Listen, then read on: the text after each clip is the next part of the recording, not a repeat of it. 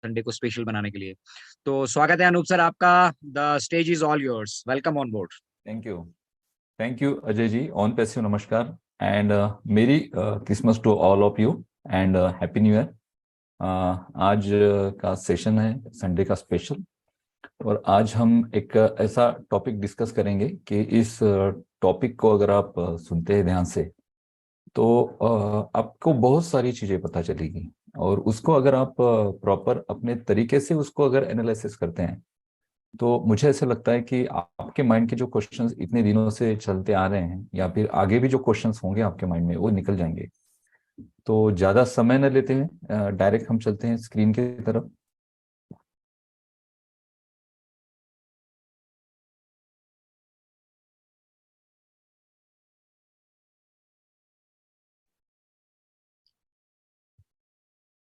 यहाँ पे मैं मेरा वीडियो ऑफ कर देता हूँ, क्योंकि वीडियो एक विंडो चलती रहती है स्क्रीन पर और उससे फिर डिस्टरबेंस क्रिएट होते हैं। ओके, तो आज का सेशन स्टार्ट करते हैं। आज का सेशन है डाटा रेगुलेशन। डाटा क्यों इम्पोर्टेंट है, और आपने देखा होगा मैंने डाटा को एक डायमंड शेप में रखा है। क्यों रखा है मैंने डायमंड शेप में? क्योंकि आज आज की जो फ्यूचर सिचुएशन है, मीन्स बिजनेस की या इंटरनेट की, या फिर किसी भी नए जो एंटरप्रेन्योर होते हैं या फिर जो नए स्टार्टअप्स होते हैं या फिर पुराने जो स्टार्टअप्स हैं, उन सभी को इम्पोर्टेंट है डेटा। अब ये जो मैं डेटा यहाँ पे बोल रहा हूँ ये हमारा मोबाइल का डेटा नहीं है जिससे हम इंटरनेट एक्सेस करते हैं। डेटा मीन्स आपके पास कस्टमर का कलेक्शन, सिंपल अगर भाषा में अगर कहें, आपके पास कस्टमर्स जो हैं या फिर आपके पास जो यूजर्स हैं या फिर आपके साथ जो लोग जुड़े हैं उनकी सारी जानकारी, उनका मोबाइल नंबर, उनका फोन नंबर, सॉरी उनका मोबाइल नंबर, या फिर उनका अगर लैंडलाइन नंबर होगा कोई तो लैंडलाइन नंबर, उनका ईमेल एड्रेस, उनका पर्सनल एड्रेस, उनका नाम, ये जो सारी जानकारी है इसे हम डेटा कहते हैं। और आपने देखा होगा ऊपर यहाँ पे मैंने एक यहाँ पे एक इमेज लगाई है और यहाँ पे लिखा है डेटा एनालिसिस। तो हम डेटा एनालिसिस करेंगे। और डेटा एनालिसिस के जो जॉब्स है ना, अभी आप यूट्यूब पे या फिर फेसबुक पे आप जाते हैं तो वहाँ पे बहुत सारे कोर्सेस आ रहे हैं डेटा एनालिसिस के। और ये डेटा एनालिसिस का जो अभी जॉब है ये किसी आईटी से रिलेटेड, कोई अगर वेब डिजाइनर है, कोई आर्किटेक्ट है, आईटी में नए प्रोग्रामिंग को डेवलप करता है, या कोई डेवलपर है, कोडर है, सेम उसी तरह डेटा एनालिसिस का भी एक बहुत बड़ा सेक्टर है मार्केट में।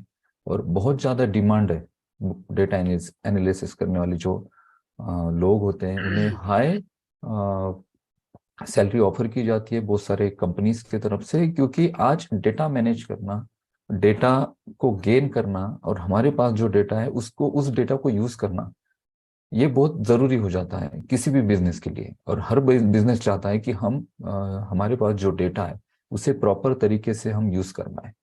आज के सेशन में हम देखेंगे कि डेटा क्यों इम्पोर्टेंट है। और आज का स्पेशली मैं आपको जो बताना चाह रहा हूँ, मैं आपको ये बताना चाह रहा हूँ क्योंकि हम क्या कर रहे हैं, स्पेशली ऑन पैसिव क्या कर रही है। और ऑन पैसिव का मेन जो अभी मकसद है, या फिर ऑन पैसिव जिस बिजनेस मॉडल के थ्रू ऑन पैसिव शुरू हुई, तो उसके पीछे क्या ऐसा थॉट रहा होगा, क्या ऐसा आइडिया रहा होगा। बेसिकली हम सारे लोग डेटा कलेक्ट कर रहे हैं।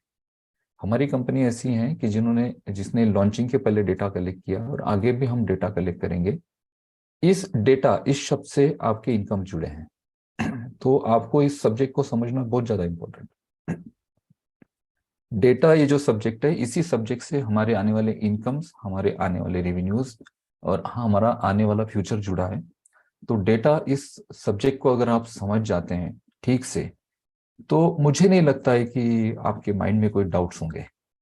और आप जो सारे लोग, बहुत सारे लोग माइंड में क्वेश्चन करते हैं कि भाई क्या जरूरत थी हमें इतने सारे फाउंडर्स बनाने की, क्या जरूरत थी ऑन पैसिव को इतने सारे लोगों तक पहुंचने की। तो ये क्वेश्चन जो है ना, ये इजीली आपके दूर हो जाएंगे अगर आप इस टॉपिक को समझ लेते हैं। तो स्टार्ट करते हैं आज के टॉपिक को। तो डेटा क्यों इंपॉर्टेंट है, और कौन सी ऐसी कंपनीज हैं जो डेटा के बेस पर आज एक यूनिकॉर्न और सुपर यूनिकॉर्न स्टेटस को हासिल कर चुके हैं इंटरनेट पे, बल्कि पूरा इंटरनेट ही वो ड्राइव कर रहे हैं, पूरा इंटरनेट। मैं एक यहाँ पे एक बात कहना चाहता हूँ मैंने यहाँ पे एक वर्ड दिया है, डेटा कलेक्टर। अब डेटा कलेक्टर क्या है? इंटरनेट पर जो बड़ी बड़ी कंपनीज है ना, इन कंपनीज को मैं सर्विस प्रोवाइडर कंपनीज नहीं मानता हूँ, मैं इनको डेटा कलेक्टर मानता हूँ। ये सिर्फ डेटा कलेक्ट करते हैं मार्केट से, सिर्फ डेटा। और इन्हें पता है कि डेटा क्यों इंपॉर्टेंट है। एक बार डेटा आ जाए हमारे पास, फिर हम हमारी सर्विसेज को जिस तरह से चाहे उस तरह से बेच सकते हैं, जितनी बार चाहे उतनी बार बेच सकते हैं, सिर्फ एक बार हमारे पास डेटा आ जाए। और डेटा जनरेट करने के जो तरीके हैं, तरीके भी अभी बदल चुके हैं। पुराने तरीके अलग थे, अभी के नए तरीके अलग हैं। और अभी नए किसी बिजनेस को, नए किसी स्टार्टअप को डेटा जनरेट करना इतना आसान नहीं है, पॉसिबल नहीं है, इतना आसान नहीं है। क्योंकि ऑलरेडी ऑलरेडी यूजर्स का जो डेटा है ना, वो ऑलरेडी जो एग्जिस्टिंग कंपनीज है इंटरनेट पर, उन तक पहुंच चुका है। वहां पे आपका डेटा स्टोर हो चुका है, उन लोगों ने आपका ऑलरेडी डेटा ले लिया है। अब उस डेटा के थ्रू जो नए प्रोडक्ट वो बनाते हैं, नए जो कुछ बिजनेसेस या फिर नए जो सर्विसेज क्रिएट करते हैं, वो सर्विसेज आप तक पहुंच जाती हैं। तो डेटा ऑलरेडी है इन कंपनीज के पास। अब ये कंपनीज कौन सी है आपको पता है? आपको पता है ये कंपनीज कौन सी है? Basically Google, Facebook, YouTube, Twitter और जस्ट डायल। यहाँ पे और बहुत सारी कंपनीज है, जैसे प्रिंटरेस्ट है, कोरा.com है, और उसके बाद टेलीग्राम है। ये भी सारे जो कंपनीज है ना, ये भी डेटा ही कलेक्ट करते हैं मार्केट से। पिंटरेस्ट की अगर मैं बात करूँ तो पिंटरेस्ट एक ऐसी कंपनी है कि जहाँ पे आपको बहुत ज्यादा वैरायटी मिलती है। किसकी?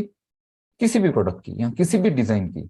इवन आपको अगर कोई पेंटिंग बनानी है, या फिर आपको कोई अगर एग्जांपल, आपको किसी टाइप का अगर अच्छा शर्ट सिलाना है, या फिर आप कोई पार्टी वेयर कोई ड्रेस सिलाना चाहते हैं, वीमेन स्पेशली अपने जो ड्रेसेस और ये सारी चीजें रहती है ना, उसके डिजाइन्स अगर देखने हैं तो आप सीधे सीधे पिंटरेस्ट पे जाते हो। वहां पे इतनी ज्यादा वैरायटी है। क्या मिल रहा है उस कंपनी को? वो फ्री में बस पिंटरेस्ट की एप्लीकेशन को डाउनलोड करो, पिंटरेस्ट पे जाओ, और वहां पे आपको जो चाहिए वहां पे आपको मिलेगा। आपको किसी घर का डिजाइन होगा, आपको फर्नीचर का डिजाइन अगर चाहिए होगा, आपको कपड़ों का डिजाइन अगर चाहिए होगा, कुछ भी इंटीरियर चाहिए होगा, कुछ भी जो आपको चाहे, वहां पे सिर्फ उस कीवर्ड को टाइप करो और वहां पे इतने सारे उसके रिजल्ट आते हैं, इतने सारे सर्चेस आते हैं। और वो कंपनी सिर्फ डेटा के बेस पे इनकम कर रही है, हमें कुछ नहीं देना पड़ रहा है। आपको पता है फेसबुक वगैरह ये सारी चीजें, ये कुछ नई चीजें मैं आपको नहीं बता रहा हूँ। पिछले 2-3 सालों से तो हम इन बातों पे बहुत बार बात कर चुके हैं। बट इन सारे सारे टॉपिक को मैं थोड़ा सा अलग एंगल में आपके सामने रखने जा रहा हूँ आज। जो मैं सोचता हूँ, मेरे एंगल क्या है, मैं किस तरह से देखता हूँ इन सारी चीजों को, ये सारी चीजें जो मेरा नजरिया है ना, वो मैं शेयर कर रहा हूँ आपके साथ। तो गूगल की अगर बात करें हम, तो गूगल के पास क्या है एक्चुअली? तो गूगल की थोड़ी हिस्ट्री हम जान लेते हैं। गूगल जो है ना, ये गूगल फाउंड हुई थी 1998 में। और गूगल के दो ओनर है। गूगल के पास डेटा कितना है? गूगल एक ऐसी कंपनी इंटरनेट पर जो सबसे बड़ा सर्च इंजन लेकर उभरा है मार्केट में। अब गूगल ने क्या किया? गूगल ने ऑलमोस्ट पूरी दुनिया का पूरी दुनिया का जो डेटा है वो कलेक्ट कर लिया है गूगल ने।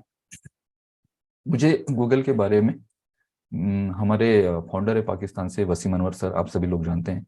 उनके एक सेशन में उनको किसी ने क्वेश्चन किया था कि सर, उनको क्वेश्चन किया था, उन्होंने मुझे बोला था कि अरे अनूप जी, मुझे एक किसी ने पूछा कि गूगल ने तो सारा कब्जा करके रखा है, तो फिर हमें क्या गूगल हमें जगह देगा?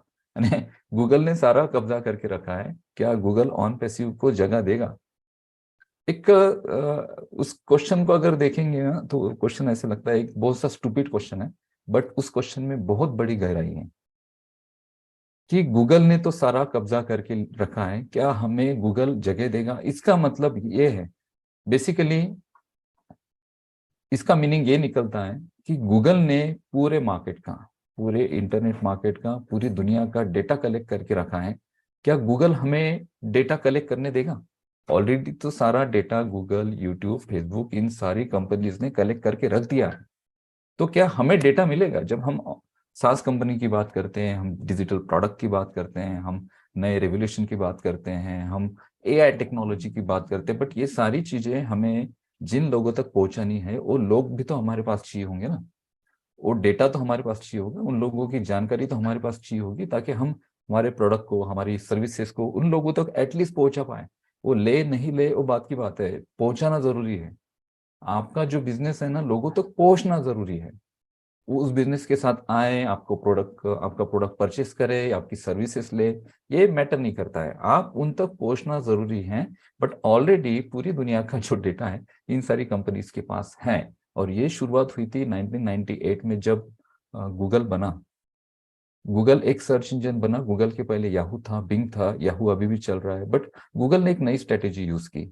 गूगल ने क्या किया, गूगल ने अपने अल्गोरिदम इस तरह से सेट किए कि गूगल की जो सर्चेस है ना, वो बहुत जल्दी जल्दी सर्चेस होने लगे। बहुत सारा डेटा गूगल उसके लिए यूज करता था। सर्वर्स गूगल के ऐसे थे कि उस सर्वर्स पे अपलोडिंग और ये सारी चीजें थोड़ी फास्ट होने लगी उस वक्त तो 2G और ये सारी चीजें थी, इतना इंटरनेट एडवांस नहीं था। बट सर्विसेज गूगल ने ऐसी देनी शुरू की कि बहुत सारी जो वेबसाइट्स है, जो बहुत सारी बिजनेसेस है, जो अलग अलग प्लेटफॉर्म पे अपना बिजनेस रन कर रहे थे। और उस वक्त एक स्टार्टअप भी था इंटरनेट का, इंटरनेट उस वक्त नया था।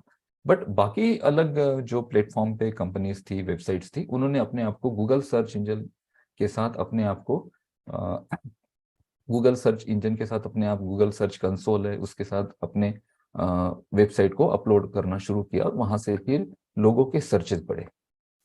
गूगल की अगर बात करें तो पूरी दुनिया में 39 डाटा पॉइंट्स है गूगल के। 39 डाटा पॉइंट्स मीन्स 39 टाइप का डाटा कलेक्ट करता है गूगल। 39 टाइप का।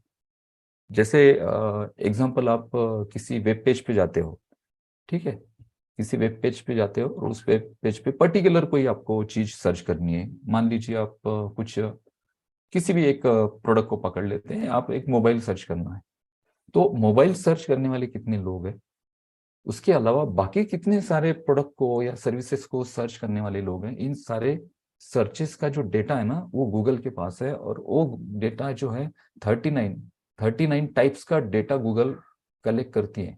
तो गूगल के पास जो डेटा कलेक्ट करने के जो सोर्सेस हैं वो 39 टाइप के हैं।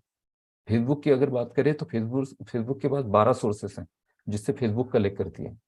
अप्रोक्सीमेटली अगर गूगल की हम बात करें तो 50 ट्रिलियन प्लस इमेजेस है गूगल पर, सिर्फ images 50 trillion plus. 1 trillion plus Google के पास वीडियोस है। इतना डेटा है गूगल के पास। और इन डेटा को, इन इमेजेस को, वीडियोस को सर्च करने के लिए डेली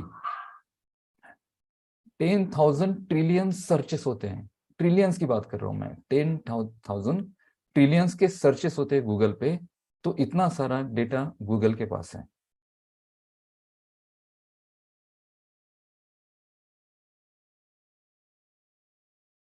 और गूगल की अगर बात करें तो गूगल का रेवेन्यू कहाँ से जनरेट करती है गूगल। ये सारा जो डेटा है ना, वो पर्सनलाइज यूज करती है, पर्सनल इंप्रूवमेंट के लिए गूगल यूज करती है। यूजर्स का जो एक्सपीरियंस है और प्रोडक्ट की जो सर्विसेज है उसको बढ़ाने के लिए इस डेटा को यूज करती है, और इस डेटा को टारगेट करती है एड्स में। और ये जो डेटा है, ये सारे जो यूजर्स है, एग्जांपल गूगल के पास जो गूगल को सर्च कर रहे हैं, इन लोगों को टारगेट करती है अपने एड्स में। मीन्स गूगल पे जो एड्स चलती हैं वो एड्स उन लोगों को बताती हैं। आपने बहुत बार देखा होगा, आप कुछ गूगल पे कुछ सर्च करो, आपको यूट्यूब पे भी वो एड फॉलो करती है। आप जहां जहां जाते हो इंटरनेट पर, आपको एड फॉलो करती है, क्योंकि ये जो डेटा है गूगल पे, अगर आप एडसन के थ्रू अगर अपना एड कैंपेनिंग चलाना चाहते हैं तो 20,000 रुपीज आपको मिनिमम वहां पे डिपॉजिट करने पड़ेंगे आपके एडसन अकाउंट में, तब जाके आपका एड कैंपेनिंग शुरू होगा। और ये 20,000 का भी गूगल का ऑफर चल रहा था। मुझे 2 दिन पहले एक मैसेज आया कि 20,000 अगर मैं डिपॉजिट करता हूँ तो 20,000 का एक्स्ट्रा क्रेडिट मुझे मिलेगा गूगल की तरफ से, यानी मैं 40,000 रुपीज के एड कैंपेनिंग चला सकता हूँ गूगल पे। तो गूगल का जो मेन सोर्स है इनकम का, वो है सिर्फ एडवर्टाइजमेंट, दूसरा कोई सोर्स नहीं है, सिर्फ एडवर्टाइजमेंट। हाँ, गूगल ड्राइव या फिर जीमेल जैसी जो एप्लीकेशन है, जैसे हायर प्रोफेशनल लोग यूज करते हैं, तो उसका एक छोटा सा सब्सक्रिप्शन वो देते हैं। जीमेल पे आपको 10 GB तक डेटा फ्री फ्री मिलता है स्टोरेज के लिए। गूगल ड्राइव पे आप स्टोर करते हो, उसके ऊपर अगर डेटा चाहिए तो उसके महीने के कुछ पैसे भरने पड़ेंगे, बट बहुत लिमिटेड अमाउंट है वो। लिमिटेड अमाउंट क्यों है? 100-150 रुपए होंगे, बट 100-150 रुपए को अगर आप करोड़ों लोगों के साथ काउंट करते हैं तो ये बहुत बहुत ज्यादा अमाउंट हो जाता है। तो गूगल की अगर बात करें तो गूगल के पास सबसे ज्यादा डेटा इंटरनेट पर। ओनर कौन है गूगल के? Larry page and Sergey Brin, ये गूगल के ओनर हैं। गूगल का एग्जैक्टली क्या रेवेन्यू है, क्या जनरेट कर रही है गूगल? तो अगर 2020 की बात करें, 2021 की, तो एनुअल जो रेवेन्यू था गूगल का वो 74.98 बिलियन डॉलर्स था। और एवरेज अगर सर्चेस देखेंगे या फिर एवरेज अगर पर सेकंड अगर हम गूगल का इनकम देखेंगे तो 2378 यानी 2378.23 डॉलर पर सेकेंड किसके भरोसे पे? सिर्फ एडसन के भरोसे। इनके पास एडसन और एड्स के अलावा दूसरा कोई बड़ा सोर्स नहीं है कि जिससे वो कमा पाए। बट इनके पास डेटा आ गया है क्योंकि इन्होंने 98 में डेटा कलेक्ट करना शुरू किया। 98 से 2022 इतना समय हो चुका है। इतने समय में गूगल ने इतना ज्यादा डेटा कलेक्ट करके रखा है कि अभी गूगल को जरूरत ही नहीं है। गूगल इस डेटा को इतनी प्रॉपर तरीके से अपने एडसन में यूज करना है कि गूगल मिलियंस ऑफ डॉलर्स है ना ईयर के कमा रहा है। और इसके साथ साथ नए नए प्रोडक्ट डेवलप हो रहे हैं क्योंकि कंपनी के पास पैसा है, कंपनी के पास रेवेन्यू है, कंपनी के पास एम्प्लॉयज हैं, कंपनी के पास बहुत सारी चीजें हैं। अभी कुछ भी कर सकती है गूगल। गूगल को अगर कुछ नया प्रोडक्ट लॉन्च करना है उसके लिए मिलियंस में या फिर बिलियंस में, ट्रिलियंस में भी अगर गूगल को डॉलर खर्च करने पड़ेंगे तो गूगल कर सकती है क्योंकि गूगल के पास इतना सारा डेटा है जिसके बेस पे गूगल को बहुत ज्यादा इनकम आता है। ठीक है, नेक्स्ट हम चलते हैं फेसबुक। फेसबुक की अगर हिस्ट्री देखें तो मार्क जुकरबर्ग आपको पता है फेसबुक के सीईओ हैं। इसके अलावा इनके 2-3 दोस्त थे उनके साथ, एडार्डो सेवेरिन, डस्टिन मोस्कोविट्स और क्रिस यूजेस। ये 3-4 दोस्त थे। और फेसबुक का जो एक एप्लीकेशन जो रेडी हुई थी, तो ये इसके साथ एक स्टोरी है कि कॉलेज की छुट्टियां चल रही थी और दोस्त एक दूसरे के साथ, सारे जो दोस्त थे वो एक दूसरे के साथ कनेक्ट होना चाहते थे। और फेसबुक का एक प्रोजेक्ट था जो यूनिवर्सिटी से, उनकी जो यूनिवर्सिटी थी हार्वर्ड यूनिवर्सिटी, वहां से वो डेवलप हुआ था। मार्क जुकरबर्ग और बाकी सारे लोगों ने उसे डेवलप किया था, बट मार्क जुकरबर्ग ने उसे कमर्शियल यूज करना चाहा। तो बहुत बड़ी स्टोरी है फेसबुक की, आप सभी को पता है, मैं उस स्टोरी में नहीं जाना चाहता हूँ। आप गूगल पे जाके फेसबुक की हिस्ट्री सर्च कर सकते हैं। हिस्ट्री हमारा टॉपिक नहीं है आज, मैं जस्ट एक नॉलेज के लिए आपको बता रहा हूँ। हमारा टॉपिक है मेन, वो है डाटा। कितना डाटा है फेसबुक के पास? एवरेज अगर फेसबुक का अगर हम देखते हैं तो 2.94 बिलियन मंथली एक्टिव यूजर्स है फेसबुक के पास। 2.94 billion monthly active users Facebook के पास है। 2000 में जब मेटा आया फेसबुक, अभी आप देख रहे होंगे कि मेटावर्स की तरफ जा रहा है, तो उसने अपने जो प्रोडक्ट है उसका नाम चेंज कर दिया, फेसबुक से मेटा कर दिया। 2022 की बात है। उस वक्त ये जो नंबर है ना, ये नंबर और बढ़ा। 1.96 यूजर जो है ना विजिट कर रहे हैं सोशल मीडिया का जो प्लेटफॉर्म है फेसबुक, इस पे। और ये डेली बेसिस पे हो रहा है। 1.96 बिलियन यूजर डेली बेसिस पे फेसबुक पर विजिट कर रहे हैं। और फेसबुक के पास एप्लीकेशंस कौन से हैं? ओवरऑल अगर एप्लीकेशन देखते हैं तो फेसबुक के पास व्हाट्सएप है। व्हाट्सएप एक्चुअली फेसबुक की एप्लीकेशन नहीं थी, बट फेसबुक ने उसे ले लिया। इंस्टाग्राम को कवर कर लिया। एंड मैसेंजर, मैसेंजर के थ्रू कितने सारे लोग कनेक्टेड होते हैं। इंस्टाग्राम की अगर बात करें ना, तो इंस्टाग्राम पेज अभी बहुत ज्यादा ट्रेंडिंग चल रहा है। इंस्टाग्राम पे अगर आप कोई निश में कोई आपका सब्जेक्ट है और उस सब्जेक्ट से रिलेटेड अगर आप वहाँ पे पेजेस बनाते हैं और उस सब्जेक्ट से रिलेटेड डेली के वहाँ पे कुछ पोस्ट अपलोड करते रहते हैं, तो आपके वहाँ पे क्या होता है, आपके वहाँ पे फॉलोअर्स बढ़ते हैं। अगर आपके पास फॉलोअर्स है 10,000, 20,000, 1 लाख तक, तो कंपनीज आपको अप्रोच करती है। कौन सी कंपनीज? जिन कंपनीज को इंस्टाग्राम के थ्रू अपने एड्स चलाने होते हैं। आपका एक पेज है, आपने तो अपने जस्ट इसके लिए बनाया कि चलो भाई मैं मेरी जो एक्टिविटी होती है उसको मैं इंस्टाग्राम पे शेयर करते रहूं, बट वो एक्टिविटी लोगों को पसंद आने लगी, लोग आपसे जुड़ते रहे और आपके फॉलोअर्स बढ़े। अब वो जो पेज है ना आपका, उस पेज पे किसका ध्यान गया? जो मार्केट में जो कंपनीज है जो अपना एडवर्टाइजमेंट करना चाहती है, वो आपको अप्रोच करती है कि अरे यार आपके पास तो 50,000 फॉलोअर्स है, तो आप क्या करें, मेरा एक पोस्ट डाल दीजिए आपकी इस पे, ताकि आपकी जो 50,000 फॉलोअर्स हैं उनको आपका पोस्ट दिखे और मेरे बिजनेस में मेरा ट्रैफिक इंक्रीज हो, मेरा कस्टमर बेस इंक्रीज हो, तो इंस्टाग्राम के सिंगल पोस्ट के 50,000 60,000, कुछ जिन लोगों के मिलियंस में फॉलोअर्स हैं 1 लाख 2 लाख तक एक सिंगल पोस्ट के चार्ज करते हैं। यू कैन इमेजिन कितना इनकम कर रहे हैं। किसके बेस पे? डेटा के बेस पे। 50,000 लोगों का डेटा है उनके पास। अगर आपका कोई इंस्टाग्राम में पेज है और आप 50,000 फॉलोअर्स आपके पास हैं, तो आपको कंपनी अप्रोच करती है और कंपनी बोलती है कि आप एक सिंगल पोस्ट डालो। सिंगल पोस्ट डालने में कितना समय लगता है यार? कुछ नहीं, बिल्कुल नहीं। एक डिजाइन, और डिजाइन भी कंपनी दे देती है, भाई हमारा डिजाइन है, बस आप इसको पोस्ट कर दो, वहां पे थोड़ा सा कुछ वहां पे आप डिस्क्रिप्शन लिख दो या फिर एक वीडियो बना दो, उस प्रोडक्ट को आप यूज कर रहे हो, बस आपका 50,000 का जो डेटा है उसे यूज करेगा। इस 50,000 का जो डेटा एक पर्टिकुलर इंस्टाग्राम का जो एक ऐसा व्यक्ति जिसने एक छोटा सा पेज बनाया था बट 50,000 लोगों का डेटा उसके पास है, तो एक सिंगल पोस्ट के वो व्यक्ति 50,000 रुपए कमा रहा है। महीने की 10 अगर पोस्ट वो डालता है तो आप सोचिए कितना 5 लाख रुपीज तक इंस्टाग्राम से लोग अर्निंग कर रहे हैं। ये चीजें तो हम इमेजिन भी नहीं कर सकते हैं कि इतनी इतनी छोटी छोटी चीजों से इनकम आ रहे हैं मार्केट में। बट ये मार्केट में इनकम आ रहे हैं सिर्फ डेटा के वजह से, क्योंकि वो जो इंस्टाग्राम पर जिसका पेज है, जो यूजर है इंस्टाग्राम का, उसके पास 50,000 लोगों का डेटा है।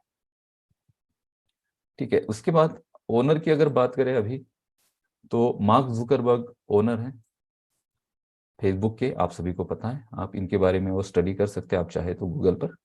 रेवेन्यू की अगर बात करें हम फेसबुक की, तो फेसबुक ने क्या किया? फेसबुक ने 2021 में 117 यानी 117.9 बिलियन डॉलर्स का रेवेन्यू जनरेट किया पूरे फेसबुक से। पूरे फेसबुक मीन फेसबुक के अंदर अंडर जो कंपनीज है, व्हाट्सएप है, इंस्टाग्राम है, इन सभी से। एवरेज अगर फेसबुक की बात करें तो फेसबुक ने 60 बिलियन का जो इनकम है ना, डॉलर 60 बिलियन का, वो फेसबुक पेज से जनरेट किया। फेसबुक का जो पेज है उससे जनरेट किया। डॉलर 40.5 बिलियन फेसबुक का रेवेन्यू कनाडा से और बाकी कंट्रीज से जनरेट होता है। और 2021 की अगर बात करें, 2021 की, फेसबुक इस एप्लीकेशन को 33.3 बिलियंस का डाउनलोड मिला। आप इमेजिन कर सकते हैं क्या है फेसबुक? बट डेटा है फेसबुक के पास, आप लोगों का डेटा है, आपकी सारी इंफॉर्मेशन। फेसबुक से आप कुछ नहीं खरीदते हैं, बट आपका जो डेटा है ना, उस डेटा के थ्रू फेसबुक पे जो लोग हैं या इंस्टाग्राम पे जो लोग हैं, जिन्होंने इंस्टाग्राम पे अपने अकाउंट्स बना के रखे हैं, वो लाखों रुपए कमा रहे हैं। तो ये सारी चीजें डेटा के थ्रू ही ड्राइव होती हैं। अब चलेंगे यूट्यूब पर। क्या है यूट्यूब? यूट्यूब की अगर हिस्ट्री आप जानेंगे ना दोस्तों, तो आप शॉक हो जाएंगे। 3 दोस्त थे,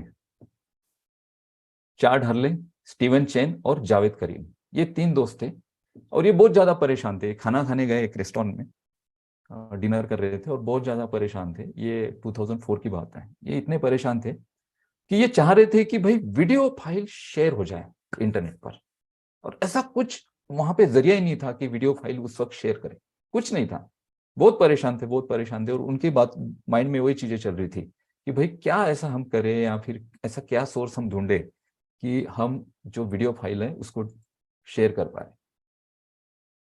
ये 3 मेन ऐसे 3 लोग जिन्होंने आपके पास यूट्यूब दिया, ये फाउंडर है यूट्यूब के, Chad Hurley, Steve Chen and Jawed Karim. फिर इनके माइंड में एक आइडिया आया कि हम कुछ ऐसा कुछ डेवलप करते हैं कि जिससे हम यूट्यूब का नाम तो उन्होंने बाद में दिया, बट ऐसा हम कुछ चीज ढूंढते हैं, बनाते हैं कि हम वीडियो शेयर कर पाए। तो मई 2000 की बात है, 2005 की, 2005 की। वहां पे क्या हुआ कि उन्होंने एक एप्लीकेशन डेवलप की जिसका नाम था यूट्यूब। यूट्यूब को उन्होंने रजिस्टर्ड भी कर लिया। और एक जूम में, ये जो जावेद करीम है ना, इन 3 फाउंडर्स में से एक, जूम में एक छोटा सा उन्होंने 19 सेकंड का वीडियो बनाया था खुद का। जब वो जूम में एक हाथी है और वो हाथी से बात कर रहे हैं, छोटा सा वीडियो है, वो बनाया था। फिर उसको सितंबर 2005 में उसे अपलोड किया। अपलोड करने के बाद उसमें कुछ व्यूज आए, लोगों को पता नहीं था ये क्या था। स्टार्टअप देखिए, शुरुआत देखे कहाँ से हुई। एक टेबल पे बैठे थे, खाना खा रहे थे, माइंड में एक क्वेश्चन चल रहा था कि वीडियो को हम किस तरह से शेयर करें। वहां से इनोवेशन क्रिएट हुआ, एक एप्लीकेशन बनी यूट्यूब, और छोटा सा वीडियो एक 19 सेकंड का उन्होंने उस वक्त शेयर किया। क्या जब वो 19 सेकंड का वो वीडियो शेयर कर रहे थे, क्या उनके माइंड में ऐसा था कि ये जो मैं एक 19 सेकंड का वीडियो शेयर कर रहा हूँ, एक छोटा सा जो हमने एक मजाक मजाक में जो एप्लीकेशन बना दिया, ये पूरे इंटरनेट के ट्रैफिक को ड्राइव करेगा, आने वाले फ्यूचर के लर्निंग प्रोग्राम को रन करेगा। अभी जितने भी लर्निंग प्रोग्राम चल रहे हैं ना, ये सारे सारे यूट्यूब के माध्यम से चल रहे हैं। यूट्यूब पे देखिए कितने कंटेंट क्रिएट हो रहे हैं, और ये कंटेंट कब से क्रिएट होने शुरू हुए, ये भी बात पे आएंगे हम। ठीक है, उसके बाद क्या हुआ, नवंबर में एक वेंचर कैपिटल कंपनी है, उन्होंने इनके प्रोजेक्ट में $3.5 मिलियन का इन्वेस्टमेंट किया, और ये बिजनेस इनका शुरू हुआ। बाद में फिर इसका पब्लिशमेंट शुरू हुआ। फिर ये जब जैसे बिजनेस शुरू हुआ, उसके बाद 2006 में गूगल ने एक्वायर कर लिया था फेसबुक, अपने यूट्यूब को। यूट्यूब के पास जो उनका एक वीडियो वायरल हुआ था, और एक महीने में मिलियंस में व्यूज आ गए थे, और यूट्यूब के तरफ लोग अभी बढ़ रहे थे। और गूगल ने उस बात को उसी वक्त जान लिया कि ये जो प्रोडक्ट है यूट्यूब, आने वाले दिनों में ये इतना ज्यादा रेवोल्यूशनरी प्रोडक्ट होने वाला है, बहुत ज्यादा रेवोल्यूशनरी प्रोडक्ट क्रिएट करेगा, और इसके जो ओनर हैं अभी, उन लोगों में इतना पोटेंशियल नहीं है कि आगे इस प्रोडक्ट को उस लेवल पर वो लेकर जाए। और वो जो 3 दोस्त थे, उन्हें भी लगा कि हम आगे चल के ये सारा जो प्रोडक्ट है, इसे हम उस लेवल पर नहीं ले जा सकते, तो हम अच्छी एक डील करते हैं। 1.65 बिलियन में गूगल को यूट्यूब बेच दिया गया, 2006 की बात है। ठीक है, उसके बाद जब गूगल ने परचेस किया था ना, उसके परचेसिंग के पहले पूरे रीजन से $15 मिलियन के आसपास यूट्यूब की इनकम हो रही थी। ठीक है, बाद में गूगल ने जब परचेस किया, तो इसका जो एवरेज जो इनकम था ना गूगल ने अभी कुछ दिनों पहले एक मैगजीन था, उसमें उन्होंने एक अपना कुछ डेटा उन्होंने शेयर किया कि यूट्यूब एक एडवर्टाइजिंग मशीन है। गूगल के लिए यूट्यूब एक एडवर्टाइजिंग मशीन है, और इस मशीन ने कम से कम 15.1 बिलियन का रेवेन्यू जनरेट किया 2019 में। यानी ये 2006 की मैं बात कर रहा हूँ। उसके बाद फिर इन्होंने इसमें नए नए रेवोल्यूशन और नई नई चीजें ऐड ऑन करनी शुरू की, और हम सीधा आ जाते हैं हम 2019 पे। 2019 में पूरे क्वार्टर ईयर में, मीन्स 3 महीने में ही यूट्यूब का बिजनेस 4.7 बिलियन तक पहुंच गया था। आपको पता है ये कितना अमेजिंग है। एक छोटा सा एक एप्लीकेशन, और वो छोटे से एप्लीकेशन को इसलिए बनाया गया कि हम हमारा वीडियो शेयर करें, बट वो एप्लीकेशन की कंपनी बनी, उस कंपनी को किसी बड़े कंपनी ने खरीद लिया। अब वो कंपनी उस प्रोडक्ट को ड्राइव कर रही है। ऑनर कौन है अभी यूट्यूब का ऑनर है गूगल। और रेवेन्यू कितना है अभी, करंट अगर रेवेन्यू देखते हैं तो यूट्यूब ने $28 बिलियन का इनकम किया था 2021 में। ठीक है, और ये जो $28 बिलियन का जो इनकम है ना, ये इनका एग्जैक्ट प्रॉफिट है। इनकम इससे बड़ा हो गया था। ये प्रॉफिट की मैं बात कर रहा हूँ। जो गूगल का जो पार्टनर प्रोग्राम है यूट्यूब के माध्यम से जो चलता है, जिसमें एडसन, जैसे आप यूट्यूब पे कोई वीडियो बनाते हो और आप आपके चैनल को मोनेटाइज करते हो, तो गूगल के जो पार्टनर प्रोग्राम में आप जा सकते हो। तो 55% तक जो रेवेन्यू है ना, गूगल वो अपने पार्टनर्स में शेयर करता है, एडसन से जो रेवेन्यू जनरेट होता है। तो यूट्यूब किस भरोसे पे चल रहा है? यूट्यूब चल रहा है सिर्फ एडसन के भरोसे पे। यूट्यूब पे सिर्फ एडसन लगती है। और यूट्यूब की अगर सब्सक्रिप्शन चैनल की बात करें इंडिया में, तो इंडिया में 2021 में टी सीरीज और मिस्टर बीस्ट अर्नड, ये कुछ 2 चैनल हैं। इन चैनल का सबसे ज्यादा रेवेन्यू था, सबसे ज्यादा। 2021 की बात करें तो करोड़ों में रुपए लोग कमा रहे हैं। कहां से? यूट्यूब से। किसके भरोसे? डेटा के भरोसे। अब यूट्यूब पे डेटा कैसे काम करता है, उस पर भी बात करेंगे। अब प्रीमियम अगर सर्चेस की बात करते हैं, रीचेस की बात करते हैं गूगल की, जो गूगल का यूट्यूब का एक ये भी ऑप्शन मिलता है कि यूट्यूब को आप प्रीमियम यूज कर सकते हैं जिसमें एड्स और ये सारी चीजें नहीं आती हैं, तो उसके भी सब्सक्रिप्शन है ना 50 मिलियन के आसपास हो चुके हैं 2021 में। यानी 50 मिलियन ऐसे लोग हैं जो ऐड देखना नहीं चाहते बट यूट्यूब को यूज कर रहे हैं और यूट्यूब को पे कर रहे हैं।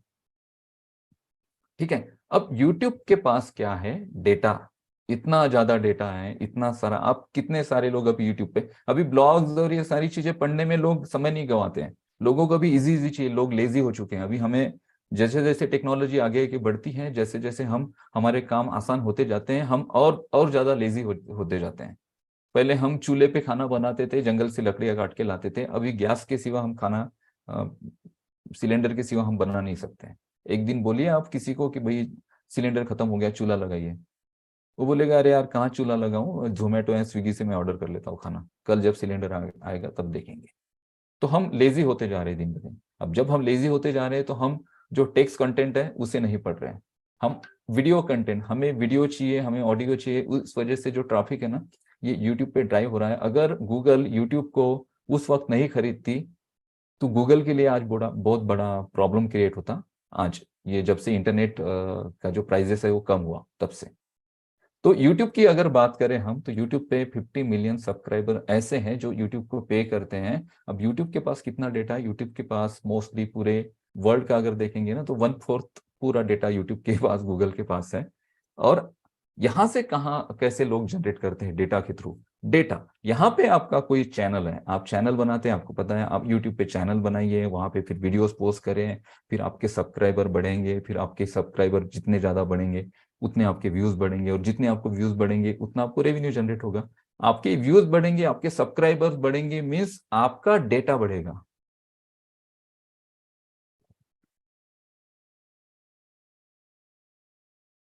स्क्रीन दिख रही है ना sir? No sir, screen off हो गई है सर अभी नहीं दिख रही। Okay okay. सर। थोड़ा सा लाउडली अगर आप आवाज मेरा वॉइस आ नहीं रहा है क्या? कम आ रहा था सर, यूट्यूब पे कमेंट्स आ रहे थे। अभी ठीक है। अच्छा अभी ठीक है। अच्छा अच्छा, मैं बढ़ा देता हूँ साउंड। स्क्रीन कहाँ है मेरी?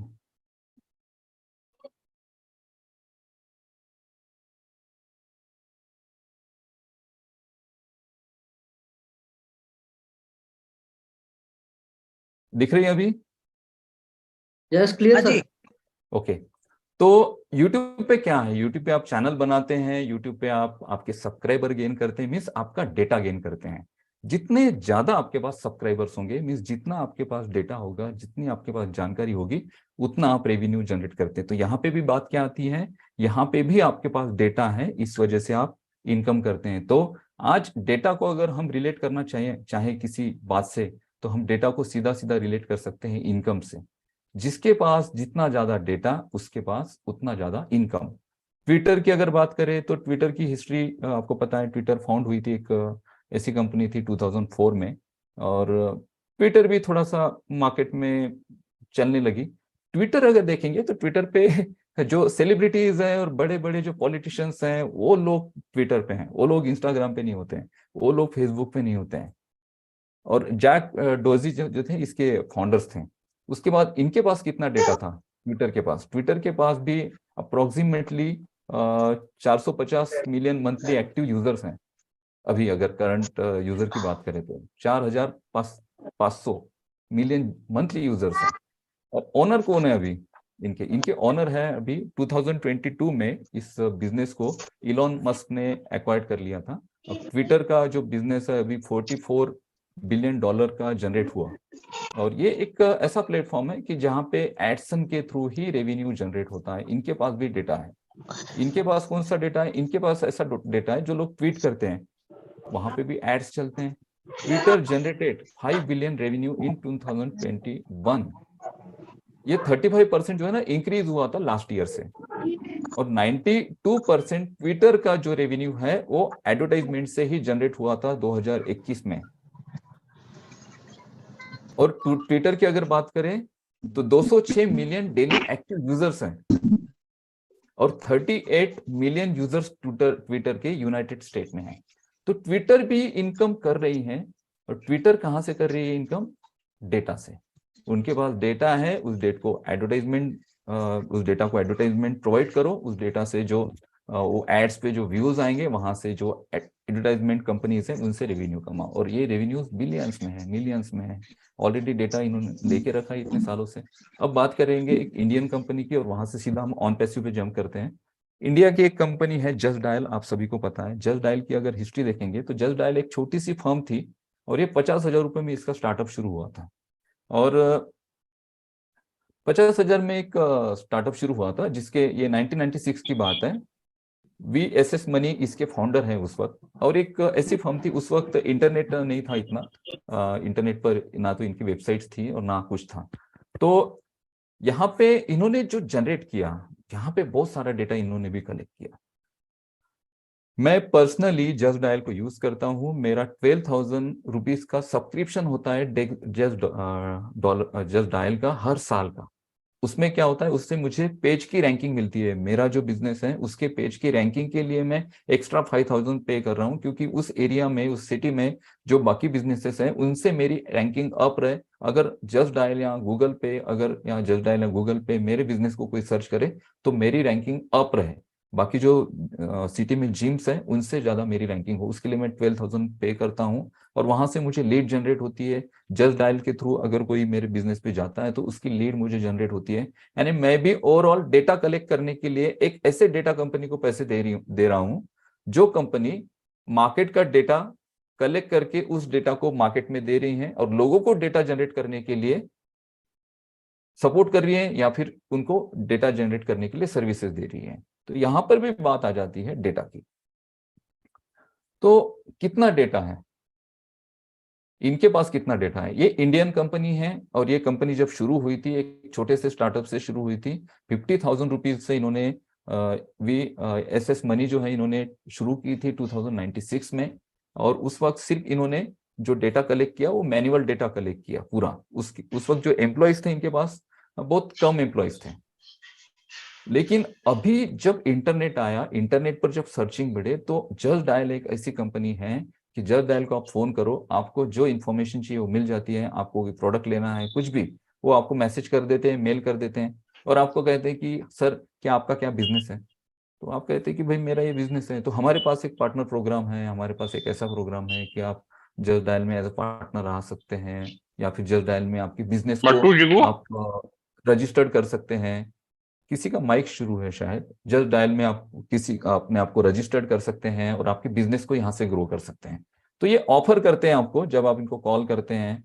तो ये ऑफर क्यों करते हैं कि इन्हें दो टाइप का डेटा चाहिए। एक तो कस्टमर्स का डेटा, ऐसे कस्टमर्स जिन तक ये चीजें पहुंचाई जाए, और दूसरा ऐसे कस्टमर्स जिनसे ये सब्सक्रिप्शन ले सके। तो इनका सब्सक्रिप्शन बेस पे काम चलता है। जस्ट डायल की ये स्क्रीन शायद रोहित जी, स्क्रीन किसी ने ऑफ की शायद, दिख रही है अभी? बोर तो नहीं हो रहे आप लोग शायद? ओके। नहीं नहीं सर, बहुत बढ़िया चल रहा है।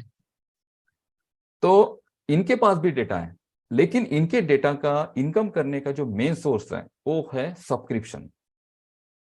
जस्ट डायल का ऐसा कोई पेज नहीं है कि जहां पे एड्स चलती हैं। जस्ट डायल की ऐसी कोई बहुत बड़ी वेबसाइट नहीं है जहां पे एड्स चलती हैं। But just dial subscription base पे लोगों के सब्सक्रिप्शंस लेती है और उनको डेटा प्रोवाइड करती है। तो जस्ट डायल भी कमा रही है डेटा के बेस पे। और जस्ट डायल का इनकम कितना है, कॉल की अगर बात करें तो 1 मिलियन कॉल्स डेली बेसिस पे, यानी डेली 1.9 मिलियन लोग कॉल करते हैं जस्ट डायल को। इंडिया की मैं बात कर रहा हूं। और सर्चेस की अगर बात करें तो 1125.7 मिलियन ऑनलाइन सर्चेस है just dial. 1.16 million unique visitor है डेली बेसिस पर जस्ट डायल पर। 7.22 मिलियन डेली पेज व्यूज, यानी 7.22 70 लाख के आसपास, 75 लाख के आसपास इंडिया से लोग, इंडिया से या फिर यूके से भी, यूनाइटेड स्टेट से भी यहाँ पे सर्चेस आते हैं, बट इंडिया से ज्यादा क्यूरीज आती हैं। तो ये एवरेज मिलियन में इनके डेली पेज व्यूज हैं। और ये जो कंपनी है, इस कंपनी का एक रिकॉर्ड है कि यूएस में इसको जस्ट डायल को 3.4 मिलियन एप्लीकेशन को डाउनलोड किया गया मोबाइल प्लेटफॉर्म पे। 3.4 मिलियन। क्यों? क्योंकि इनके पास डेटा है। ओनर की बात करें आगे, अभी अगर ओनर की बात करें तो जुलाई 16 जुलाई 2021 की बात है, यानी इसी साल मुझे मैसेज भी आया था। इसी साल रिलायंस ने जस्ट डायल को खरीद लिया है। मीन्स 3,497 3,497 करोड़ रुपए में जस्ट डायल को खरीद लिया है। किसने? रिलायंस ने। इतने शेयर्स थे उनके खरीद लिए। मुझे मैसेज आया था, सर आपका जो सब्सक्रिप्शन है वो अपडेट कर लीजिए, क्योंकि रिलायंस ने खरीद लिया है जस्ट डायल को और बाद में अभी पैकेजेस की जो रेट है बढ़ने वाले। मैंने कहा ठीक है, जब देखेंगे उस वक्त। अभी आप 1 महीने पहले, 6 महीने पहले कॉल कर रहे हैं, अभी तो 6 महीने बचे हैं उस सब्सक्रिप्शन को खत्म होने में। या फिर उस वक्त मैं देखूंगा कि भाई मुझे जस्ट डायल के साथ कंटिन्यू करना है या नहीं है, या फिर मैं कुछ नए सोर्सेज ढूंढूंगा मेरे लिए ट्रैफिक जनरेट करने के। तो 3,497 करोड़ रुपए में जस्ट डायल को अभी खरीद लिया है रिलायंस ने। क्यों खरीदा? क्या जरूरत थी रिलायंस को? रिलायंस को चाहिए डेटा, सिर्फ डेटा के लिए खरीदा गया है। और ये जो कंपनी थी जस्ट डायल, उनके जो ऑनर थे, उन्होंने सोचा यार मैंने भी 98 में शुरू किया था, अब 20-25 साल हो गए हैं, अभी मैं क्या ये टेंशन पालू, चलो मैं इस कंपनी को बेच देता हूँ। 50,000 से शुरू हुई कंपनी और 4,000 करोड़ में बिक गई। 50,000 की कंपनी शुरू हुई थी, 4,000 करोड़ में बिक चुकी है मार्केट में। उन्होंने भी पैसे लेके उन्होंने चाहा कि चलो मैं थोड़ा स्ट्रेस से दूर होता हूँ, शांति का लाइफ जीते हैं, चलो ये जो फंड इतना आया है इसको कहीं दूसरी और इन्वेस्ट करेंगे और इतना स्ट्रेस में नहीं रहेंगे। बट रिलायंस ने स्ट्रेस ले लिया, क्योंकि डेटा मैनेज करना इतना आसान नहीं है। कितने एम्प्लॉयज हैं? बहुत सारे, लाखों में एम्प्लॉयज है जस्ट डायल के पास। और जस्ट डायल का रेवेन्यू अगर हम देखेंगे तो जस्ट डायल का जो रेवेन्यू है ना, वो भी 500 करोड़ है इंडिया की बात करें तो। ये 31 मार्च की बात है 2021 की। 500 करोड़ जस्ट डायल भी कमा रही है सिर्फ डेटा के बेस पे। तो ये मैं आपको ये समझाना चाह रहा था कि डेटा क्यों इंपॉर्टेंट है, और ये जितनी भी कंपनीज है इंटरनेट पर, ये डेटा पे इतना फोकस क्यों करती हैं। और ये जो अभी डेटा जनरेट करने के ऑप्शंस थे, जैसे मैंने कहा, जैसे गूगल ने मार्केट को पूरे वेब पेजेस दे दिए, बहुत बहुत वेबसाइट्स के सर्चेस दे दिए, यूट्यूब जैसा ऑप्शन दे दिया, वीडियो कंटेंट और ये सारे, तो ऑलमोस्ट 1/4 ऑफ डेटा पूरे वर्ल्ड का वो गूगल के पास है, फेसबुक के पास है, ट्विटर ने भी बहुत सारा डेटा जनरेट कर लिया है। और जस्ट डायल जैसी जो लोकल कंपनीज है, वो जो किसी कंट्री पे चलती हैं, जैसे इंडिया में जस्ट डायल बेसिकली चलती हैं, तो बहुत सारी ऐसी कंपनीज होगी जो अलग अलग कंट्रीज में भी अपने बहुत सारी जस्ट डायल जैसी कंपनीज होगी। इन सारे लोगों ने डेटा जनरेट कर लिया है। अगर इंफॉर्मेशन किसी को लेनी है तो लोग जस्ट डायल को कॉल करेंगे। अगर ट्विटर पे कोई ट्वीट करना है तो ट्विटर पे जाएंगे, वीडियो अगर देखना है तो यूट्यूब पे जाएंगे, अपने सोशल मीडिया से जुड़ना है तो फेसबुक के पास जाएंगे, सर्चेस अगर चाहिए, इंफॉर्मेशन चाहिए, इमेजेस चाहिए, वीडियोस चाहिए तो गूगल के पास जाएंगे। अगर कुछ एक्स्ट्रा ऑर्डिनरी कुछ सर्च करना है, कुछ डिजाइन सर्च करने हैं तो पिंटरेस्ट के पास जाएंगे, कोई क्वेश्चन अगर पूछने हैं तो Quora.com के पास जाएंगे। Quora.com पता है क्या? Quora.com एक ऐसी एप्लीकेशन है दोस्तों, आपको मैं बताना चाहूंगा कि Quora पे आप एक आपका अकाउंट बनाओ और आपके क्वेश्चन पूछो। आपके माइंड में जो भी क्वेश्चन आता है वहां पे लिख दो। वहां पे बहुत सारे लोग मिलते हैं जो आपके क्वेश्चन के आंसर देते हैं। मैं Quora पे पिछले 2 साल में बहुत ज्यादा लिखता था, उस पर इतने लिखता था। स्पेशली अर्चना ने बहुत ज्यादा ब्लॉग लिखे हैं कोरा पे, इतने ज्यादा लिखे हैं कि उन्होंने एक ब्लॉग लिखा था, थोड़ी वो अर्चना जी थोड़ी स्पिरिचुअल है, तो उन्होंने एक दुर्गा चालीसा पे ब्लॉग लिखा था। तो उस ब्लॉग को 50,000 लोगों ने देखा उस ब्लॉग को, और कितने सारे लोगों ने लाइक किया। अब क्या क्या इससे क्या मिला किसी को? बट वो जो हमने ब्लॉग लिखा था, उस ब्लॉग के नीचे हमने सिर्फ पूरा ब्लॉग नहीं लिखा था, ब्लॉग लिखा और आधे का जो ब्लॉग था उसकी लिंक पेस्ट कर दी थी हमारे ब्लॉगिंग वेबसाइट की। हम चाहते थे कि यहाँ पे हम लोगों के आंसर दे, बट पूरा आंसर ना दे, हम छोटा सा आंसर दे और बाकी का आंसर लोग हमारी वेबसाइट पे आके देखें। ये उसके पीछे रीजन था। तो कोरा पे अगर आप जाते हो तो आपके जो सवाल है वहां पे पूछते हैं लोग, आके वहां पे जवाब देते हैं और अपने वेबसाइट्स के लिंक्स भी वहां पे डालते हैं, ताकि कोरा पे जो ट्रैफिक आ रहा है वो उसको अपने वेबसाइट पे रिडायरेक्ट करे।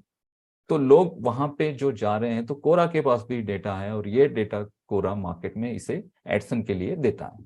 तो ये सारा डेटा कलेक्ट करने का जो ये चल रहा है इतने दिनों से, तो ये जो सारी कंपनीज है, इन्होंने ऑलरेडी मार्केट का जितना भी डेटा है 1/4 या फिर 100%, किसी ना किसी कंपनी की बात करें तो जितने भी कंपनीज हैं आज इंटरनेट पर, इन लोगों ने पूरा डेटा कलेक्ट करके रख दिया है। अब हमारे पास ऑप्शन ही नहीं है, हमारे पास है ही नहीं लोग की क्या हम दे।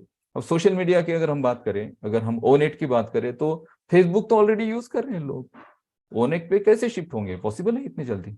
सर्च इंजन तो हमारे पास है नहीं, गूगल पे लोग जाते हैं। यूट्यूब जैसा प्लेटफॉर्म हमारे पास है नहीं, वहां पे देख लेते हैं लोग। जस्ट डायल जैसी सर्विसेज हमारे पास है नहीं, वो तो ऑलरेडी लोग ले रहे हैं सर्विस। लोगों के पास ये सारे ऑप्शंस हैं, लोगों का डेटा भी वहां पे है, और वहां पे सर्विसेज उनको मिल रही है, और डेटा के थ्रू कंपनीज भी कमा रही हैं, जो लोग कंटेंट बना रहे हैं वो भी लोग कमा रहे हैं, जो ब्लॉग पोस्ट लिख रहे हैं वो भी कमा रहे हैं। तो फिर हमें क्यों डेटा मिलेगा? ऑलरेडी डेटा तो पूरे मार्केट का डेटा इन सारी कंपनीज ने अपने साथ ले लिया है, और ये बात पता थी मिस्टर ऐश मुफारिक। अभी चलते हैं हम हमारे मेन टॉपिक पे।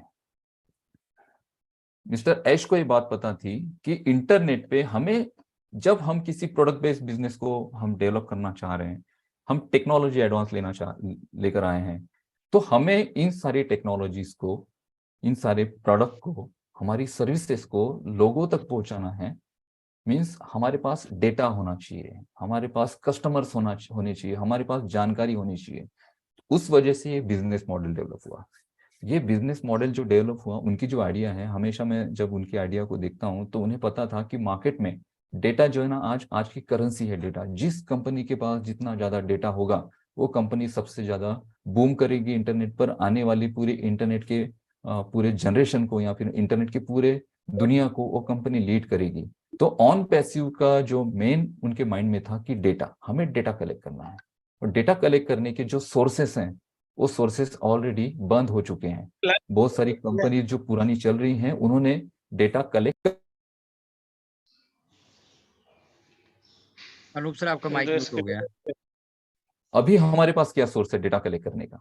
तो अभी हमारे पास जो सोर्स है, उस सोर्स को हम यूज करते हैं। तो वो सोर्स उन्होंने क्रिएट किया। उन्होंने क्या किया, ऑन पैसिव जब बनाई तो वहां पे उन्होंने प्राइमरी लेवल पर डेटा कलेक्ट किया। और ये डेटा कितना है? ये 1.4 मिलियंस का डेटा प्राइमरी लेवल पर कलेक्ट किया। हम जो फाउंडर्स हैं, एक्चुअली हमारा डेटा है, ठीक है। अब यहाँ पे आप थोड़ा इसे को रिलेट करिए यूट्यूब के साथ। सिंपल, यूट्यूब के पास क्या है? डेटा है, ठीक है। और यूट्यूब पे आप क्या करते हो? चैनल बनाते हो। चैनल बनाने के बाद क्या करते हो? वीडियो पोस्ट करते हो। वीडियो पोस्ट करने के बाद क्या होता है? लोग व्यूज देते हैं। व्यूज के बाद क्या होता है? आपकी एड्स चलती हैं। जितने ज्यादा आपके पास व्यूज होंगे, उतना ज्यादा आपको अर्निंग होगा। और गूगल के या फिर यूट्यूब के आप पार्टनर प्रोग्राम में 55% तक उनका जो रेवेन्यू है, जो लोग वो जनरेट करते हैं, 55% तक रेवेन्यू यूट्यूब अपने कंटेंट क्रिएटर में बांट देती है, डिस्ट्रीब्यूट कर देती है। तो यहाँ पे हम जो है ऑन पैसिव का प्राइमरी डेटा है, जो ऑन पैसिव के डेटा को मल्टीपल करेगा। ऑन पैसिव अगर डायरेक्टली लॉन्च होती तो कितने लोग होते जो गूगल पे जाके उसे सर्च करते? बहुत कम, बहुत कम। ये जो हमारे थ्रू जो डेटा कलेक्ट होगा, और ये डेटा इतना ज्यादा डेटा कलेक्ट होगा कि आप सोच भी नहीं सकते हैं।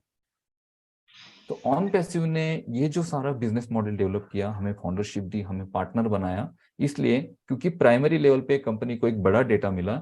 और ये 14 मिलियंस जो 1.4 मिलियन जो कंपनी के यूजर्स हैं, ब्रांड एम्बेसडर्स हैं, और हम कंपनी के फाउंडर भी हैं। हमें ब्रांड एम्बेसडर कहा क्योंकि हमारे डेटा के थ्रू कंपनी अपना डेटा बढ़ाएगी, और जितना डेटा कंपनी के पास बढ़ेगा, जितना ज्यादा यूजर्स तक ऑन पैसिव पहुंचेगा, उतना ज्यादा अर्निंग होगा ऑन पैसिव को, और ऑन पैसिव के पार्टनर प्रोग्राम में जो लोग शामिल हुए, यानी ऑन पैसिव में जो लोग फाउंडर बने उन लोगों को। अब हम बात करेंगे कंपनी के प्रोडक्ट की। कुछ 2 प्रोडक्ट की मैं बात करता हूँ। सारे प्रोडक्ट तो हम यहाँ पे नहीं स्टडी कर पाएंगे, क्योंकि इन प्रोडक्ट के लिए मैं अलग से एक डेडिकेटेड वीडियो बनाने वाला हूँ। तो हम ओ ट्रिम की अगर बात करें, तो कंपनी को ये पता था कि मार्केट में अभी प्रोडक्ट चल रहे हैं, बट हम ऐसा कुछ उसमें ऐड करें कि वो प्रोडक्ट तो चलता रहे, बट उस प्रोडक्ट के थ्रू हम डेटा भी कलेक्ट कर पाए। तो ओ ट्रिम में जब आप यूआरएल ट्रिम करते हैं, कस्टम यूआरएल बनाते हैं, और उस यूआरएल को अगर किसी को भेजते हैं, तो उस यूआरएल को टारगेट किया जाता है। मींस उस यूआरएल पे कितने क्लिक्स आ रहे हैं, कितने सर्च आ रहे हैं। यहाँ पे ओ ट्रिम में आपको एक पेज दिखेगा। इस पेज में आप देखिए टारगेटेड यूआरएल, और लास्ट में देखिए क्लिक्स। यानी आपने अगर कोई यूआरएल ट्रिम की, तो उस यूआरएल को कितने लोगों ने टारगेट क्लिक किया, उसका आपको एक डेटा आपके पास आ जाता है। और ये डेटा अगर कोई जैसे मेरे जैसा कोई पर्सन है तो मैं इस डेटा को ऑब्वियसली मेरे बिजनेस में यूज करूंगा। मेरे पास डिटेल आ गई, मैं उन्हें अपने मार्केटिंग कैंपेनिंग में इन्वॉल्व करूंगा उन लोगों को। सिर्फ मैंने तो एक लिंक ही सेंड की थी और ये ऑटोमेशन मोड पे हुआ। अभी ऐसा कोई प्रोडक्ट नहीं है मार्केट में। कंपनी को पता है कि हमें डेटा कलेक्ट करने की कुछ नए नए आइडियाज लेके आने पड़ेंगे, तो ओ ट्रीम एक बहुत बड़ा आइडिया है। आगे तो बहुत सारी चीजें हैं, मैं छोटी सी चीज बता रहा हूँ। ओ ट्रीम एक बहुत बड़ा आइडिया है। ओ टीम पे आप जाके सिंपल आपकी यूआरएल को शॉर्ट करते हैं, कस्टम यूआरएल बनाते हैं, किसी को सेंड करते हैं, वो व्यक्ति उस पर क्लिक करता है, आगे किसी को भेजता है, वो क्लिक करता है, उसके आगे वो यूआरएल जाती है, वहां पे क्लिक के साथ क्लिक्स होते हैं और यहाँ पे उसका सारा डेटा जनरेट होता है। इस डेटा को यूज करिए आप आपके बिजनेस में जहां पे आप यूज करना चाहते हैं, या फिर इस डेटा को कंपनी भी टारगेट करेगी नए मार्केट को, नए अपने प्रोडक्ट को देने में। तो यहाँ से डेटा कलेक्ट हुआ। तो हमारे सारे प्रोडक्ट जो है ना, इसका मेन सोर्स है डेटा कलेक्ट करना। अब हम बात करेंगे ओमेल की। ओमेल के बारे में कुछ जो मैंने स्टडी की वो आपको बताना चाहता हूँ, जो मेरे पॉइंट ऑफ व्यू है ओमेल के बारे में। ओमेल पे आप जाते हैं तो आपको वहां पे ऑप्शंस मिलते हैं, इनबॉक्स है, प्रायोरिटी है, आपके कोई मेल है जो प्रायोरिटी में आप रखने चाहते हैं, ड्राफ्ट में आपने जो मेल राइट किया, लिखा है और आप सेंड नहीं कर पा रहे तो आपको ड्राफ्ट में वो मिलेगा। सेंट मेल में आपने कितने मेल सेंड्स किए वो मिलेगा। आउटबॉक्स में जो मेल आपका सेंड नहीं हुआ आउटबॉक्स में मिलेगा। उसके बाद शेड्यूल करके रख सकते हैं, आपको कोई मेल पोस्ट करना है पर्टिकुलर समय पे, शेड्यूल करके रख सकते हैं। ट्रैश, जो मेल आपने डिलीट किया वो ट्रैश में आपको मिलेगा और ट्रैश में जाके आप उससे वापस से डिलीट कर सकते हैं। फोल्डर, आपके लिए एक फोल्डर क्रिएट कर सकते हैं जहां पे आप आपका सारा डेटा रख सकते हैं। इसके अलावा सबसे इंपॉर्टेंट जो फीचर है वो है फॉलोअप। इस बात को समझिए, फॉलोअप का। अब ये टॉपिक थोड़ा सा समझिएगा यहाँ पे। जैसे एग्जांपल मैं कोई मार्केटिंग कैंपेनिंग रन कर रहा हूं मेरे बिजनेस के लिए, और ये मार्केटिंग कैंपेनिंग जो है ना ईमेल मार्केटिंग के थ्रू हो रहा है। अब गूगल से अगर मैं ईमेल मार्केटिंग करना चाहता हूं जीमेल के माध्यम से, तो मैंने लास्ट एक सेशन में बताया था कि हम किस तरह से वहां पे टेम्पलेट्स बना सकते हैं, किस तरह से वहां पे हमारे कस्टमर्स को, उनके मेल्स को वहां पे बल्क मेल मैसेज सेंड कर सकते हैं। ठीक है, वहां पे गूगल में कुछ एक्सटेंशन भी हमें ज्वाइन करने होते हैं जीमेल के साथ, ये होता है। बट बेसिकली जो मार्केटिंग कैंपेनिंग चलते हैं वो जीमेल से नहीं चलते हैं, वो आउटसोर्सेस कुछ एजेंसीज हैं या फिर कुछ अलग से कुछ प्रोडक्ट आपको परचेस करने पड़ेंगे ताकि आपके मार्केटिंग जो हो ऑटोमेशन मोड पे हो। तो mailchimp.com जैसे प्रोडक्ट है। मेलचिम्प की अगर हम बात करें तो मेलचिम्प पे आप एक अकाउंट बना सकते हैं और वहां से अपने बिजनेस कैंपेनिंग को लॉन्च कर सकते हैं। तो क्या होगा कि आपको अलग किसी, आपके पास जीमेल तो है बट मेल सेंड करने के लिए थर्ड पार्टी को यूज करना पड़ेगा, आपको किसी ऐसी एजेंसी को यूज करना पड़ेगा जो आपको मेल्स की सर्विस दे, मेल्स को ऑटोमेशन मोड पर भेजने की सर्विस दे, मेल का फॉलोअप लेने की सर्विस दे ऑटोमेशन मोड पर। जीमेल पे अगर आपके 100 क्लाइंट है, आपने उनको मेल भेज दिया आज और कल आप वापस से भेजना चाहते हैं तो उसी पूरे डेटा को कॉपी करके वापस से आपको मेल भेजना पड़ेगा। ऑटोमेशन नहीं है वहां पे। ऑटोमेशन के लिए आपको किसी थर्ड पार्टी एप्लीकेशन के पास जाना पड़ता है, तो एप्लीकेशन डाउनलोड करनी पड़ती है और उस एप्लीकेशन का सब्सक्रिप्शन आपको पे करना पड़ता है।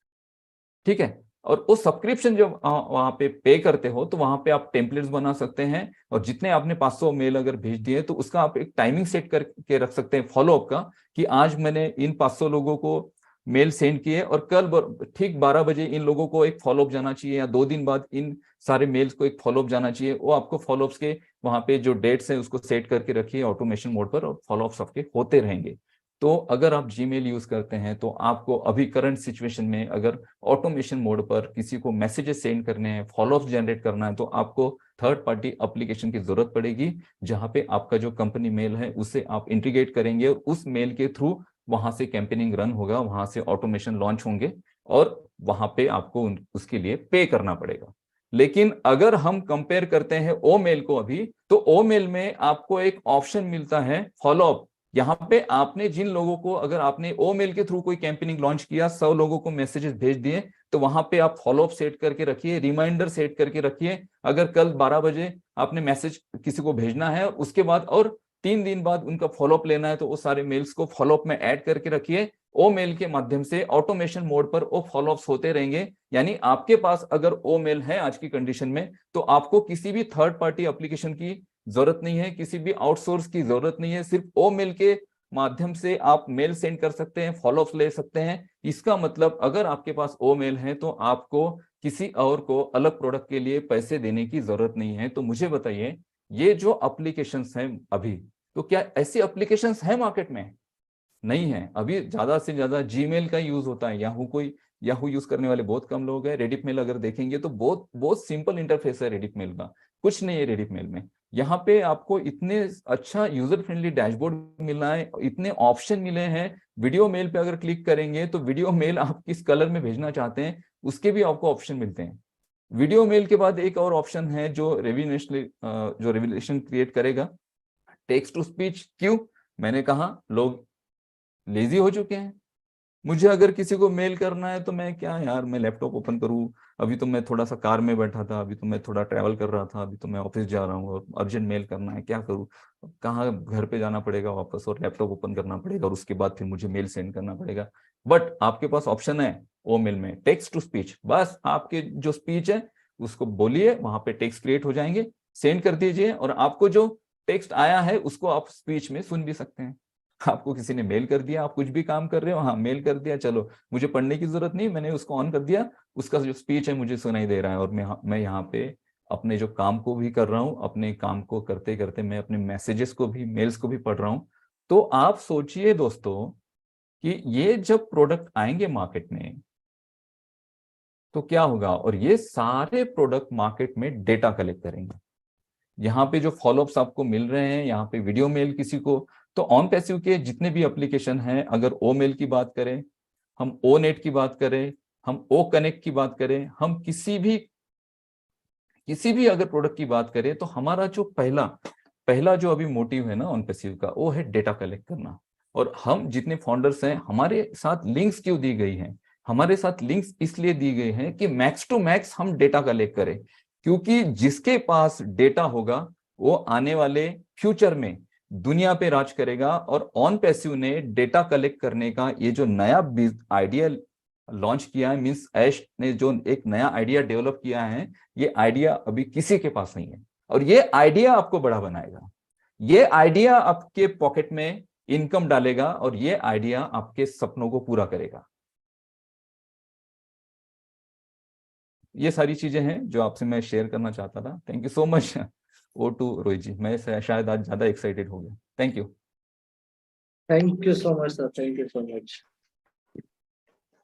सुपर।